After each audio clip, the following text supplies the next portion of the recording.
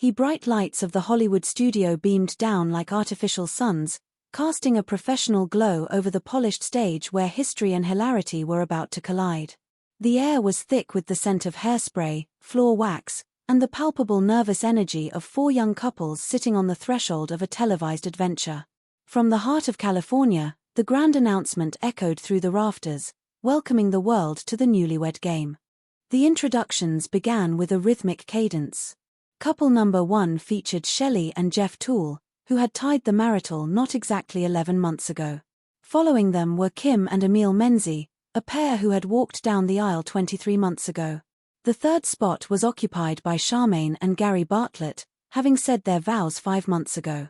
Finally, Lana and Dodd Moore rounded out the group, having exchanged rings only 3 months prior to this day. Then, the man of the hour stepped into the spotlight.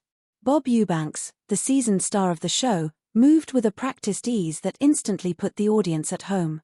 He thanked the cheering crowd with a wide, charismatic smile, his voice carrying the warmth of a longtime friend. He welcomed the 8 participants, asking if they were truly ready to dive into the spirit of the game.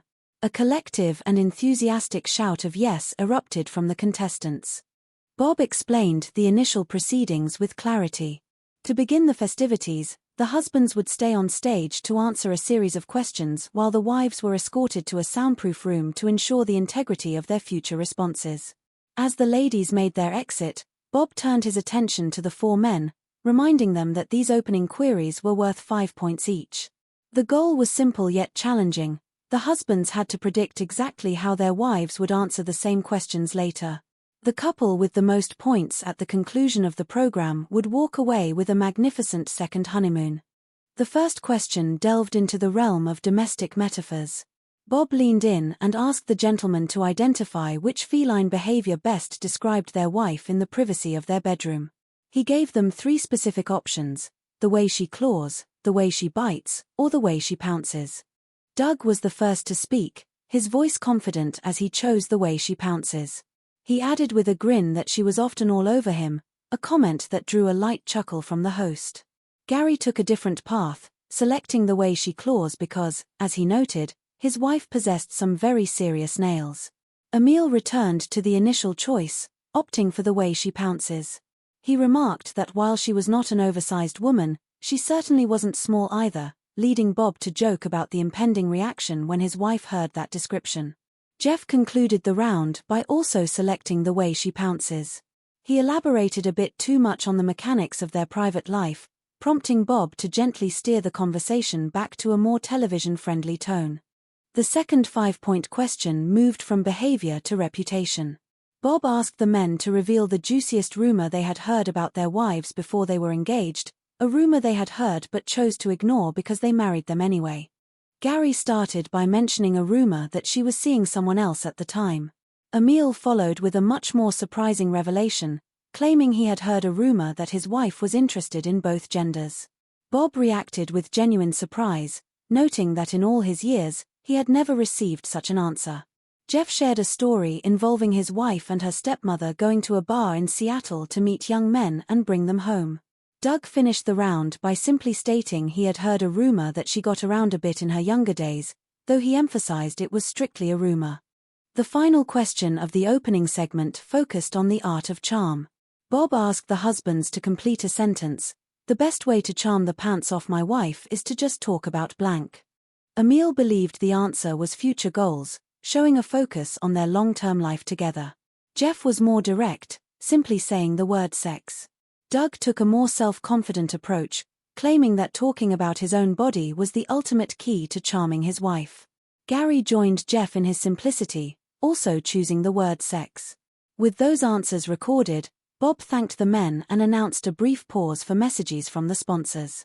During the intermission, the screen filled with the practical wonders of modern living. A vibrant presentation showcased the Power XL self-cleaning juicer. The narrator spoke of the rising challenges of lifestyle diseases and offered a natural solution through the consumption of fresh fruits and vegetables. The machine was a marvel of engineering, boasting 1200 watts of power and 3 levels of extraction to handle everything from soft pineapples to hard carrots. The highlight was the self-cleaning feature, where a simple press of a button and a splash of water could transform a messy filter into a pristine one in seconds. Viewers were encouraged to try the juicer for 30 days for the price of $14.99, with a bonus recipe book included to help transform their health at a cellular level. Following the juicer, the tone shifted to holiday warmth. Balsam Hill offered stunningly realistic trees with a clearance event featuring significant discounts. Omaha Steaks then presented the idea of a simple, perfect gift, high-quality gourmet meats delivered without the hassle of batteries or assembly. Their holiday package included additional free burgers, making it an attractive offer for $99.99. Back in the studio, the ladies had returned from their soundproof isolation. The atmosphere was charged with anticipation as Bob prepared to reveal if their husbands' predictions held true. He explained that their predictions were recorded on cards, and for every match, 5 points would be awarded. The first question about the lioness behavior was put to Shelley. She confidently chose the way she claws, explaining that her hands often ended up down Jeff's back. However, Jeff had predicted she would say the way she pounces. A playful disagreement ensued, with Jeff claiming he didn't have claw marks and Shelley counteracting that she only pounced because he wouldn't initiate. Kim was next, and she correctly matched Emil's prediction by choosing the way she pounces. Charmaine also achieved a match, choosing the way she claws and confirming Gary's observation about her leaving marks. Lana rounded out the first round by choosing the way she pounces, which perfectly matched Doug's prediction. The conversation then turned to the rumors. Kim was surprised by the question and admitted there was a situation involving dating a cousin, but it wasn't a rumor. When Bob revealed Emil's answer about her going both ways, the couple fell into a frantic but humorous debate.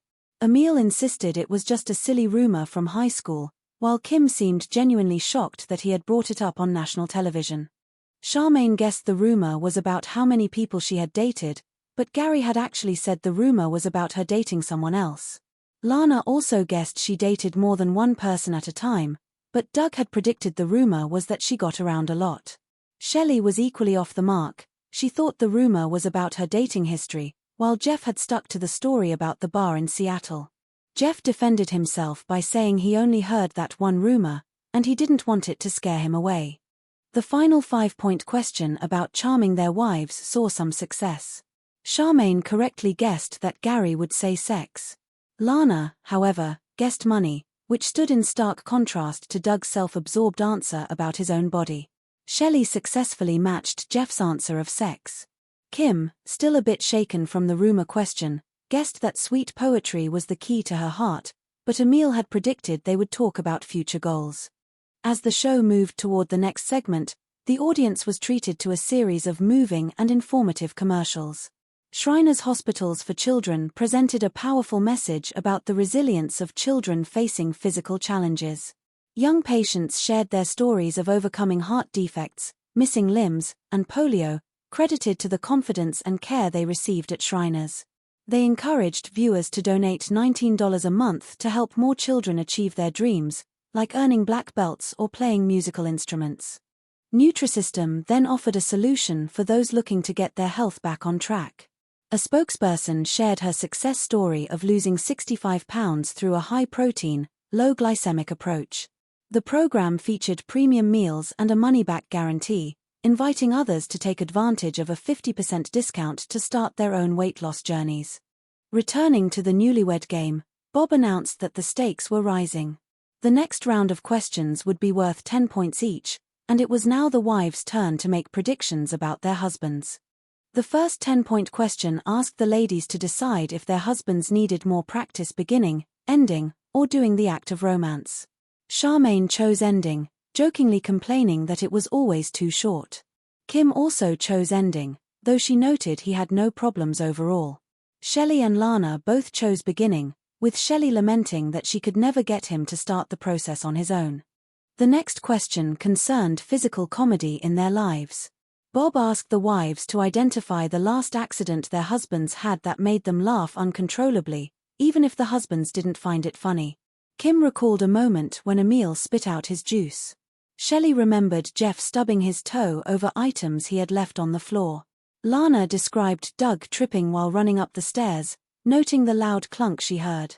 Charmaine shared a story of Gary spilling a drink all over himself in the car because he didn't see the vehicle in front of him.